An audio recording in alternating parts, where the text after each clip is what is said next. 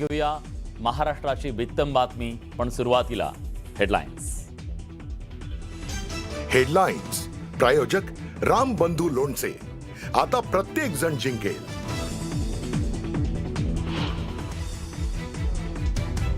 मुंबईच्या महापौर पदाबाबत भाजप तडजोड करणार नाही. मुंबईत भाजपचाच महापौर होणार. न्यूज 18 मराठीला सूत्रांची माहिती. मुख्यमंत्री फडणवीसांनी मित्रपक्षांना स्पष्टपणे भूमिका कळवल्याचं समोर.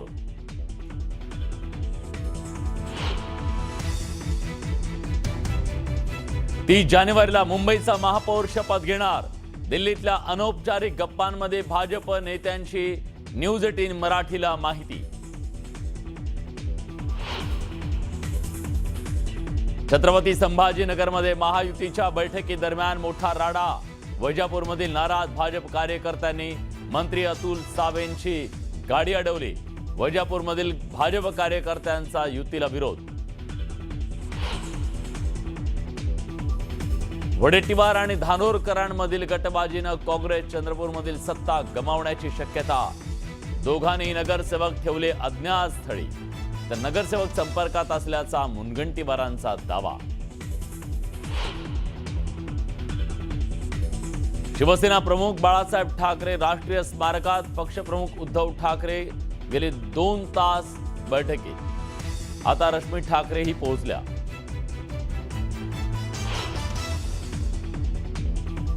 माकपच्या नेतृत्वाखाली पालघरमध्ये शेतकऱ्यांचा लॉंग मार्च. 50,000पेक्षा जास्त मोर्चेकरी सामील. प्रमुख मागण्या कराव्यात, अन्यथा रेल रोको करण्याचा आंदोलकांचा इशारा.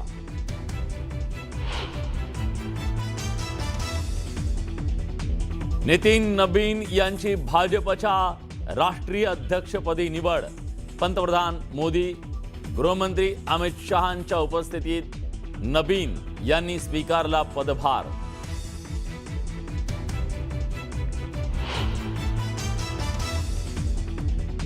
कराड शहरात दुचाकी आणि 4 चाकीचा भीषण अपघात. बोलेरो गेली युवतीच्या अंगावरून. भीषण अपघाताचं सीसीटीव्ही समोर. जखमी युवतीवर रुग्णालयात उपचार सुरू. आणि चांदीचे दर 3,20,000वर. एका दिवसात 10,000ची वाढ. सोनं 1,50,700 प्रतितोळा. सोनं चांदीच्या दरात ऐतिहासिक वाढ. ते त्या गटाचा विषय अजिबात नाही. पंजाचा एबी फॉर्म घेऊन निवडून आलेले जे लोक आहेत ते सगळे पक्षाचे आणि आमचे. तुम्ही वरिष्ठांना याची तक्रार केली आहे का? वरिष्ठांनी दखल घेतली आहे? सुरुवात त्यांनी केली. सुरुवातीला सगळे नगरसेवक निवडून आल्यानंतर सगळे नगरसेवक माझ्या ऑफिसला आले. त्यांना हार घालून त्यांचे स्वागत करण्यात आले. स्वागत केल्यानंतर सगळ्यांनी स्वतःहून जवळपास 23 लोकांनी सर्टिफिकेट माझ्याकडून आणून दिल्यानंतर लोकांना रॅलीतून उचलून नेण्याचा प्रकार हा त्यांच्याकडून सुरू झाला. आणि त्याच्यामुळे राहिलेले जे नगरसेवक आहेत ते कुठेतरी सेफ राहिले पाहिजे म्हणून मी माझ्या देखील नगरसेवकांना मग सोयीनुसार ठेवले. पण त्यांच्याकडे असलेले आणि माझ्याकडे असलेले सगळे नगरसेवक हे पक्षाचे आणि आमच्याच आहे. आपण पक्षाच्या हायकमांडला सांगितलंय का आणि पुढे त्यांच्याकडनं काय कारवाई अपेक्षित आहे? कोणी येणार आहे का? सगळ्यांनाच मी सांगितलं. सगळ्यांशीच मी बोलली की माझा मतदारसंघ इथला जो काही निर्णय असेल तो निर्णय मी घेईल. मी कोणाच्या मतदारसंघात ढवळाढवळ करत नाही. त्यांनी देखील माझ्या मतदारसंघात ढवळाढवळ करू नये. काल गटस्थापन करण्यासाठी देखील आम्ही या ठिकाणी आलो होतो, पण काल गॅजेट निघालं नाही, त्याच्यामुळे गटस्थापन होऊ शकलं नाही. पण 22 तारखेला आयुक्त मॅडमनी आम्हाला वेळ दिला आहे 11 वाजताचा. 22 तारखेला रीतसर सगळी प्रोसेस करून काँग्रेसचा गट फॉर्म आम्ही 22 तारखेला करणार. प्रदेशाध्यक्ष येणार आहेत का? काय बोलणं होणार आहे त्यांच्यासोबत? काल मला निरोप आला की प्रदेशाध्यक्षाचा देखील फोन मला होता. ते बोलले की ताई कुठलाही निर्णय घेऊ नका. खरं तर आज आम्ही जिल्हा काँग्रेस आणि शहर काँग्रेसचे सगळे पदाधिकारी मिळून आज नागपूरला आम्ही प्रेस कॉन्फरन्स या ठिकाणी ठेवली होती. पण त्यांनी सांगितलं की किमान आजच्या दिवस तुम्ही प्रेस कॉन्फरन्स घेऊ नका. वरिष्ठ नेते उद्या येणार आहे, त्यांच्याशी चर्चा करा आणि त्याच्यानंतर जो काही निर्णय घ्यायचा तो निर्णय आम्ही घेऊ. तुमचं काही विजय वडेट्टीवारांशी बोलणं थेट बोलणं झालेलं आहे का? किती नगरसेवक आता आहे? माझ्याकडे आता माझे 13 नगरसेवक, जनविकास सेनेचे 3 नगरसेवक, असे 16 नगरसेवक माझ्याकडे आहे. तुमचं काही थेट वडेट्टीवारांशी बोलणं झालं आहे का? नाही. काही फोनवर बोलणं झालं आहे? त्यांच्याशी काही संपर्क आला? त्यांच्याकडून काही कोणाच्या माध्यमातून निरोप आला? काही झालं?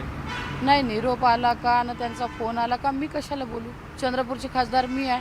जे नगरसेवक ते घेऊन गेले त्यांनी त्या नगरसेवकांना माझ्याकडे आणून द्यावं. रितसर जो काँग्रेसचा गट फॉर्म होता त्या गटात त्यांनी सामील व्हावं. सगळ्यांचं स्वागत आहे. मॅडम, या सगळ्या गोष्टींचा फायदा काँग्रेसचा एक गट आमच्या संपर्कामध्ये आहे. पक्षवाढीसाठी म्हणून आम्ही ही महापालिका लढवली. 12 नगरसेवकावरून 30 नगरसेवक निवडून आणले आणि ज्यांना पक्ष वाढवायचा असेल ते काँग्रेसच्या सोबत राहील. ज्यांना TMC मध्ये महापौर पदाच्या हालचालींना वेग आल्याचं दिसतंय. शिवसेनेने मोर्चे बांधणी सुरू केलेली आहे. शिवसेनेचे पदाधिकारी महेश गायकवाड यांनी भेटीगाडी सुरू केलेली आहे. उबाडाचे जिल्हा प्रमुख शरद पाटील यांची त्यांनी भेट घेतली. भेटीमुळे राजकीय चर्चांना उधाण आलाय. उबाडाचे 9 नगरसेवक शिवसेनेच्या संपर्कात असल्याची चर्चा सुरू झाली आहे. उबाठा आणि शिवसेना मिळून महापौर बनवण्याच्या तयारीत असल्याचंही बोललं जात आहे. त्यामुळे KDMC मध्ये कुणाचा महापौर होणार, कुणाच्या मदतीनं कोण महापौर बसवणार याकडे आता सगळ्यांचं लक्ष लागलेलं आहे. या संदर्भातले अपडेट जाणून घेऊयात. अजित मांढरे आमचे प्रतिनिधी या संदर्भात अपडेट देतील. अजित, KDMC मध्ये आता वेगळंच समीकरण बनताना दिसत आहे, काय अपडेट आहे? कल्याण डोंबिवली महानगरपालिकेमध्ये ज्या पद्धतीनं कल्याण डोंबिवलीकरांनी कौल दिला आहे, या कौल नंतर सत्ता स्थापन करण्याकरता एखादी सत्ता कल्याण डोंबिवलीकरांनी कोणाला दिलेली नाहीये, पण सत्तेच्या जवळ मात्र शिवसेनेला आणून त्यांनी पोहोचवलेलं आहे. याच पार्श्वभूमीवरती महायुतीमध्ये लढलेले शिवसेना भाजप यांच्यामध्ये आता महापौर कोणाचा आणि महापौर कोणाचा बसतोय याकरता चढाओढ लागलेली. याकरता शिवसेनेनं जवळपास 9 उभाटाचे नगरसेवक जे आहेत ते आपल्या गळा लावलेले आहेत. 4 नगरसेवक संपर्काच्या बाहेर आहेत आणि ते शिवसेनेच्या संपर्कात आहे अशी माहिती मिळते. तर उरलेले 5 नगरसेवक जे आहेत हे कोणत्याही क्षणी शिवसेने संपर्कातून एक वेगळा गट स्थापन करून ते शिवसेनेला पाठिंबा देऊन तिथं त्यांचं महापौर बसवण्यामध्ये मदत करतील अशी चर्चा आहे. तर दुसरीकडे मात्र मनसेचे 5 नगरसेवक नेमके कोणाला सपोर्ट करणार, ते कोणाच्या संपर्कात आहे हे अद्याप स्पष्ट नाहीये. पण भाजप नेमकं काय हालचाली करतं या गोष्टी ज्या आहेत त्या अद्याप स्पष्ट झालेल्या नाहीये किंवा भाजपच्या हालचाली नेमके काय आहेत हे देखील स्पष्ट झालेले नाहीयेत. पण कल्याण डोंबिवली महानगरपालिकेमध्ये महापौर शिवसेनेचा होणार हा शिवसेनेने विश्वास व्यक्त केलाय. त्या दृष्टीने त्यांनी पावलं उचलली दिसत आहेत. महेश गायकवाड जे शिवसेनेचे पदाधिकारी आहेत त्यांनी शरद पाटील हे उभाटाचे जिल्हा प्रमुख आहेत त्यांची भेट घेतली. मात्र आता या भेटीगाठीतून काय नवीन समीकरण येतं आणि कशा प्रकारे गणित जुळवून आणते शिवसेना ते पाहावं लागेल. तुर्तास धन्यवाद अजित, आपण दिलेल्या सविस्तर माहितीसाठी.